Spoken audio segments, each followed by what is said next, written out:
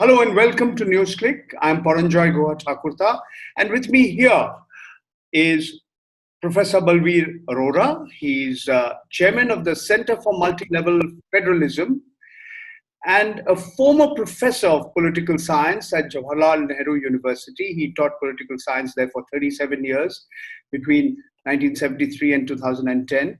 And he was also the rector of the university. Thank you, Professor Arora, for giving me and the viewers of NewsClick your time. And I'm drawing heavily on your recent post in Facebook, where you start your post by saying, who is the chief strategist at the helm, combining inputs from epidemiologists to economists. And you've used very, very harsh words. You said Prime Minister, Mr. Narendra Modi, has so far provided comic relief from clanging pots and pans to candles to petals being showered by aircraft and helicopters of the Indian Air Force. Are you saying that there is nobody who's a strategist? Or are you suggesting that Mr. Narendra Modi, the Prime Minister of India, is unable to strategize and therefore is only providing comic relief, diverting attention, if I may use that phrase, getting people their talis and their thalis and lighting candles and diyas to showering petals? I'm saying a bit of both in the sense that we have to understand two major things that we are living through. One is the lockdown, which is very harsh, which is implemented with vigor, often ruthlessly. And the other is that we are confronted with a pandemic where the experts know little about the disease. They are learning as it progresses and they are telling us what they know. On the other hand, the economists are worried that the global economy will slip into a recession that it will take a long time to pull out.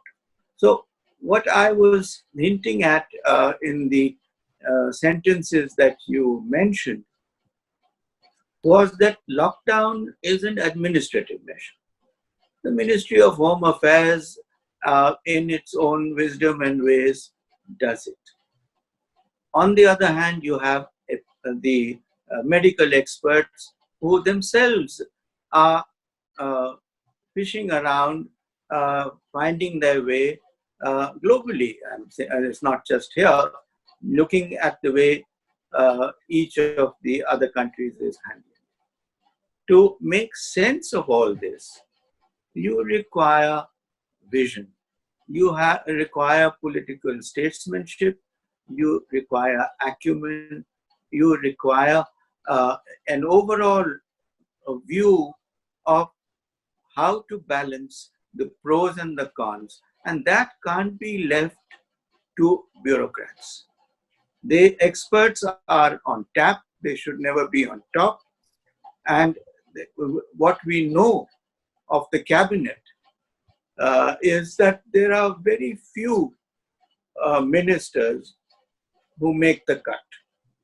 So hence the question, is it the Prime Minister himself who is leading us through what is, in my view, the most difficult phase that we have crossed, that we are crossing since partition, in terms of the mass migration, the destitution, the pauperization, the hardship that people are having to face. You've described the PM Cares Fund as a slush fund of no use to the suffering. And the party which once proclaimed the oneness of India, I presume the Bharatiya Janata Party, has paradoxically managed to fragment it by pursuing petty electoral calculations to divide and rule. It has used federalism to settle political scores, in the process weakening the nation more than ever before in its independent history. as we head into the worst economic recession we've known in living memory.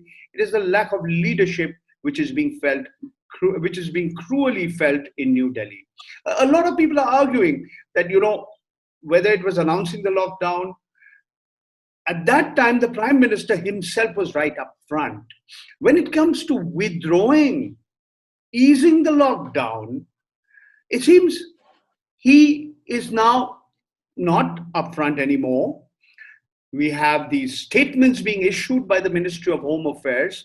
But most importantly, since you have been studying federalism in the Indian context, and you're the chairman of the Center for Multi-Level Federalism, the states are broke. The states are complaining they don't have enough money. And the lockdown and the cessation of economic activity has worsened their finances. They're owed money by the union government. Yet, the state governments are being asked to bear the burden of the problems, not just of the migrant workers, but trying to revive economic activity at one level and at the same time ensure there's no widespread starvation. Food is provided to everybody who needs it. So the responsibilities are with the states, but the central government seems to be less than willing to be generous in helping the state governments. Is this a correct way of looking at the present situation? I think you've hit it on the head. The core issue here is that this battle against the coronavirus is being fought by the states at the state level. They are the front line in this combat, and they need all the support. Simultaneously, the lockdown has whittled away many of their sources of income, of revenue, and the center has not been able to give them their dues for the GST that was coming to them. Now, in this situation, I think the problem that we face is that on the one hand, you have a huge fund which the Prime Minister has set up parallel to the National Relief Fund, which has all the clearances. It counts for CSR, it counts for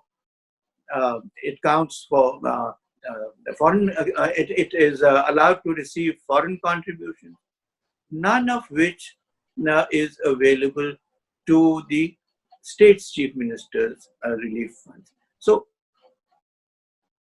the problem here is that it has created suspicion.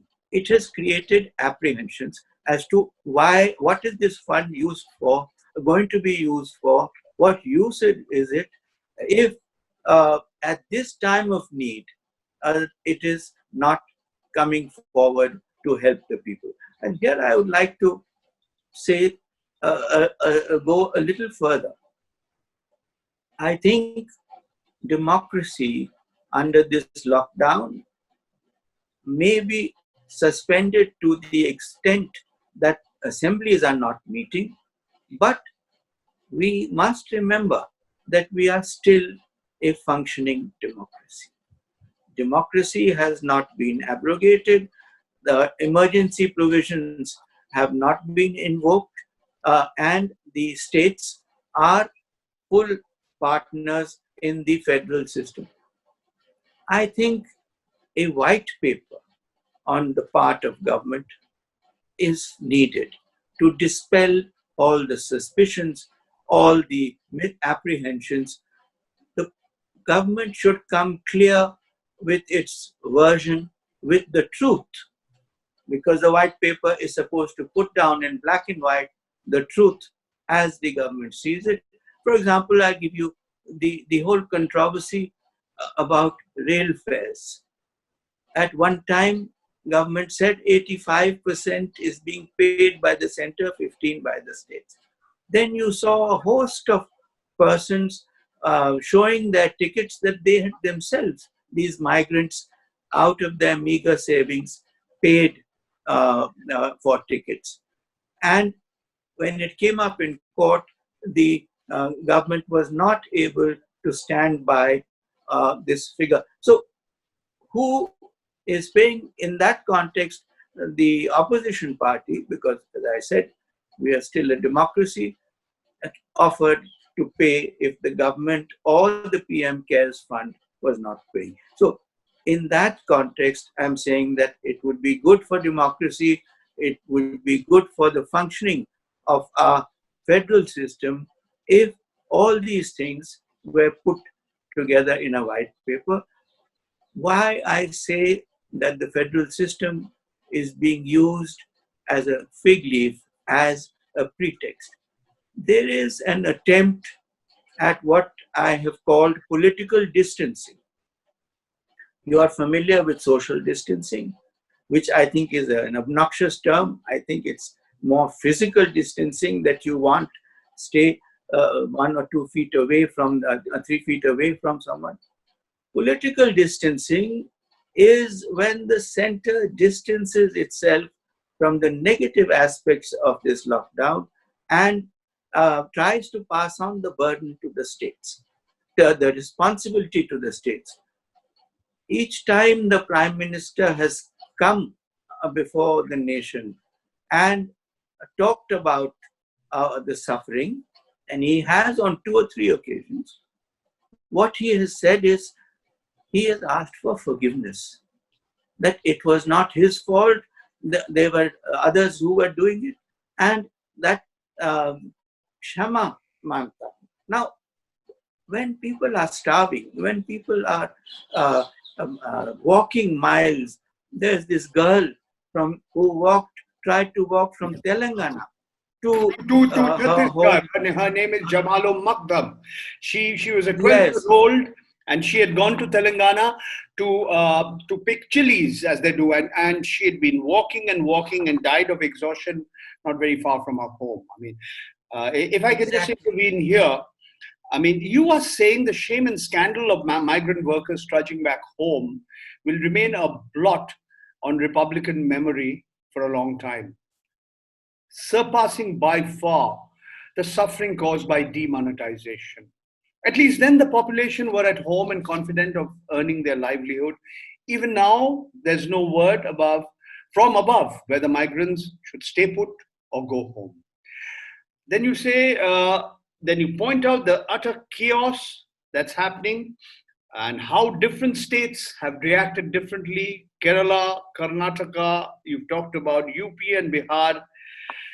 And the point is that the same government that sacked the Delhi government's top officials, the Indian Administrative Service officials, for arranging transport for migrant labor, are now charging them their real fare. So at a time when we are arguably in a situation where we are today seeing the biggest internal migration, not just in Indian history, surpassing what happened in the middle of the 40s, but perhaps in the history of humankind. This kind of internal migration that we are seeing within India, from one state to another, is perhaps unparalleled in the history of humankind. And in response to that, the response of the government of India in Delhi has been, to put it very mildly, inadequate. Some would say their inaction would even be described as criminal. What are your views? I think the sheer scale of it, and I would say muddled thinking and knee-jerk reactions. You rightly pointed out that initially they came down with a heavy hand and punished Delhi government officials for arranging transport so that these workers could go home. Now they are walking on railway tracks. Just this morning, 15 of them died because a goods train ran over them. The sheer brutality of this mass movement of people with no help, with sun blazing, with as the poor girl died probably of dehydration. I want to say is I made this comparison with demonetization. At that time, the central government used all the means and the agencies at its command to implement demonetization. It used the national highways, the toll booths were accepting the money, the petrol pumps were accepting the money, the railways were accepting the money. It used all the instruments at its disposal. Today, I ask, what are the central instruments that are being used to fight this battle? The states are on their own. Now the railways are being pressed in. The armed forces were brought in, but for what? They should have been building field hospitals. They should have been building confinement centers. They should have been helping the migrants. They could have ferried them in army trucks back to their homes. They could have distributed food. They could have provided them cooked food, drinking water, and so on and so forth. Yeah. Professor Arora, I want to take you back to the 40s. And I want to draw a few parallels. And I want your views on the parallels that I'm drawing. I'm drawing three sets of parallels. 1943, the Great Bengal Famine. My parents both came from East Bengal. There was food in the godowns, in the granaries. Yes, food had gone for the Allied forces who were fighting the Second World War. But the Great Bengal Famine, where estimated, I would say 50 lakh people, 5 million people are supposed to have died. That happened in 1943. In 1945, we had Stalin and Roosevelt and Churchill all coming together to defeat Hitler. The Second World War ended. In 1947, we had the partition of India. We had the bloody Hindu-Muslim riots that preceded it and even continued after the 15th of August, 1947. The parallels. Look at what the tensions between China and the United States. Some would say we are in the middle of a third world war, except that the complexion, the manner in which it's being fought is very, very different through technology, through trade. And when you look at the kind of divide between Hindus and Muslims, many people argue that the divide between Hindus and Muslims today are wider and deeper than they have been since the 40s. So I'd like your views on these points that on these parallels that I've tried to draw. Yes, I think these are interesting parallels. To take the first one, the Bengal famine.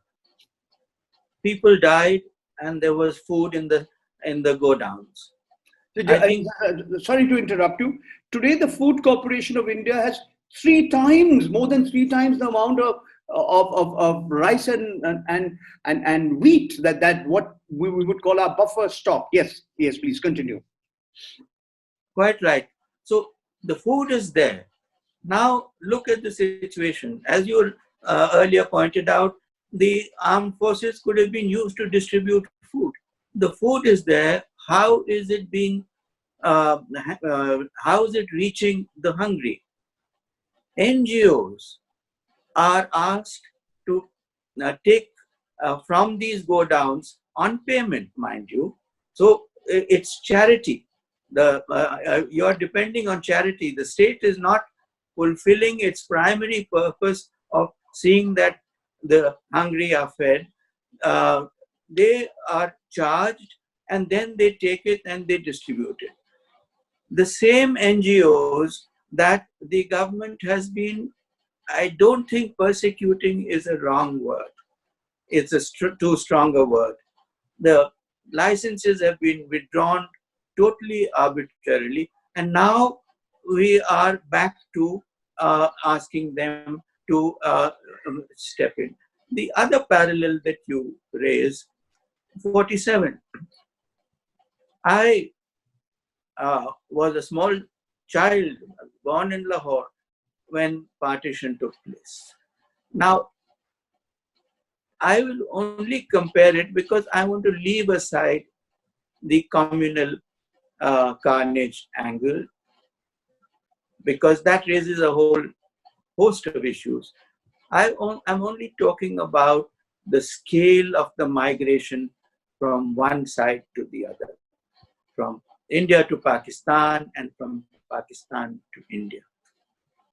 And that movement, in those days when independence was barely dawning, where our services were being divided, where the officers were being asked to choose between the two new formed nations, we managed to bring things under control and keep functioning, uh, keep the Constituent Assembly functioning and drafting the Constitution during those troubled times. And they produced a wonderful document which we can be proud of and which is our mainstay.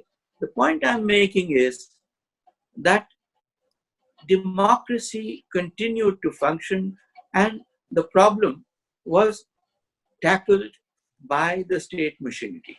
Today, the state machinery is only coercing and repressing and is not at all trying to bring succor and relief and help to the populations that need it.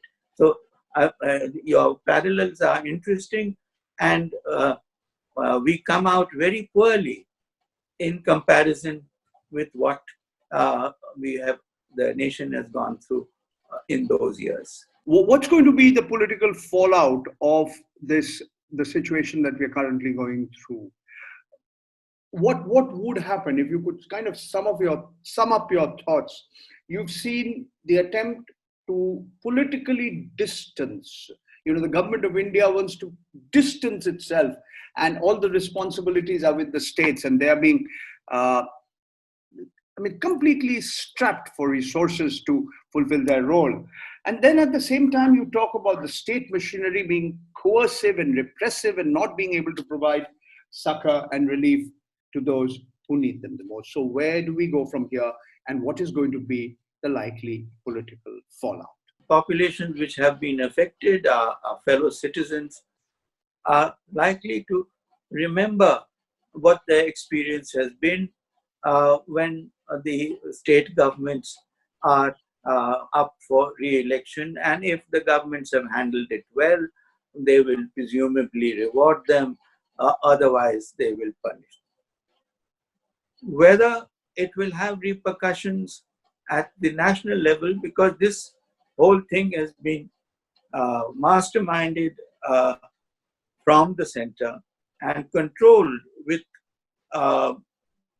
special missions, interministerial teams going to the center, to the states. Also, the whole idea of micromanaging who shall open what on which day and at what time in this vast country. So the only example that is cited is that people forgot demonetization and voted the government back to power. The elections are still a long way off, but I think that was a different situation.